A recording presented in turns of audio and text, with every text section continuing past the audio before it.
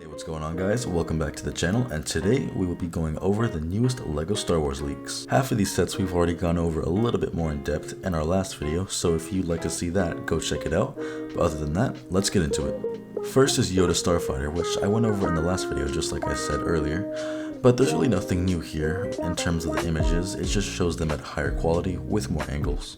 Still, I do think that there could have been better sets to replace this, and this is a little bit of a lazy remake. Next up is the LEGO 332nd Swamp Speeder, which I already went over in the last video, so if you want to know more about it, go watch it. But with the new leaked image, it shows a major improvement in the clone helmet. On the box, the helmet has this thick black line that goes over the helmet, which makes them look really bad considering how the other clones don't have that. But with the new image leaks, it shows a figure from the box and that it is actually not the case.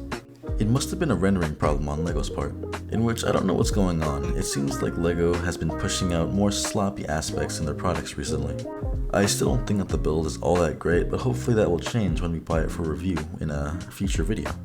Alright, next up is the Advent Calendar, which is actually a new leak. In this set, you are going to get 6 minifigures, which are Palpatine, Leia, a 2/12th clone trooper, Omega, and a battle droid.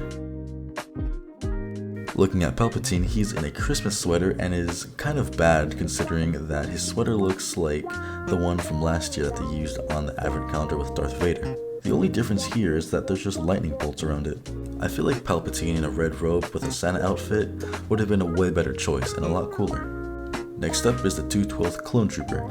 I like how this minifigure is here since the only other way to get him is the $140 ATT. Next up we have Omega, which can honestly be a good or bad thing depending on how you look at it. If you can't get the Justifier, which was the only set Omega used to be in, you can now get her in the $40 Advent Calendar. However, that means Omega isn't going to be exclusive, bringing down her value. Onto the Ewok, which I like. I love how the fur is white and he has a green hood with a tree on it. And lastly is going to be the Battle Droid, in which I feel like was a lazy throw-in on LEGO's part. As for the builds, I don't think a lot of them look bad, but I will go over the best ones in my opinion. There's a sled for Omega that goes along with the Gonk Droid as a reindeer, which is cool, as well as they have a Battle Droid stamp, in which I like as well. And lastly, I really do like the glider for the Ewok, and the Hailfire Droid looks very good for what it is. Alright, now moving on to the most hyped set on this list, the Yavin 4 Rebel Base. Now from looking at the images, it's not too bad of a set. And what I mean by this is that it's not an amazing set, but it's also not a bad set. So let's go over some of the things that really do weigh this down.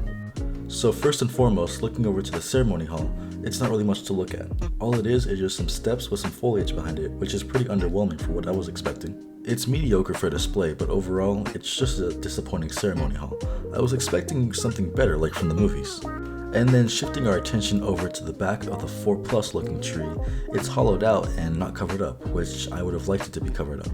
But overall it just kind of looks lazy and the tree design could have been better. As well as there is a satellite at the very top, which feels like a lazy aspect of the set that they just threw in there to fill in the empty space.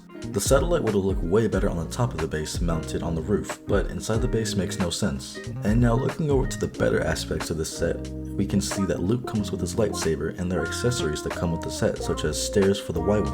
Also whatever these two red and gray things are. I'm sure they have some type of use or significance, but I don't know them yet. And then taking a closer look at the minifigures, Leia, Luke, and the Rebel pilot with the yellow helmet are going to be my favorite out of this set. I love the detailing on the figures, and I think that the metal piece around Luke and Han's neck is a very nice addition to this set. Along with this, the yellow helmet for the pilot and Leia's hairpiece stood out to me. Going over to the back of the base, we can see the 2 lower decks. We have a hangar with no floor, just like Darth Vader's castle, which is understandable. And looking off to the left, it looks like we have a little hallway of some sort with a weapons rack on the wall. And looking over to the right, we can see some type of storage compartments with transparent blue pieces. Then to go inside the hangar, we have the midi-scale Y-Wing, which was better than everyone expected.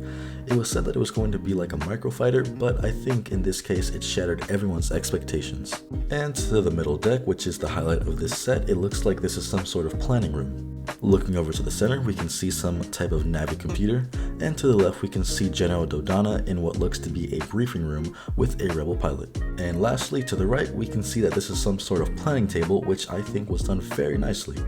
The whole level looks really well built, and my favorite small detail about this set is the star maps on the blue tactical displays. Now I don't know yet if they're stickers or if they're printed pieces, but printed pieces would be a lot better. But that's all we have for you guys today. Thank you so much for watching, and make sure to sub to the channel for reviews on some of these sets when they come out and more LEGO content. As always, feel free to leave comments and any channel suggestions you might have for us, and we will reply to you guys. But with that, we will see you guys later.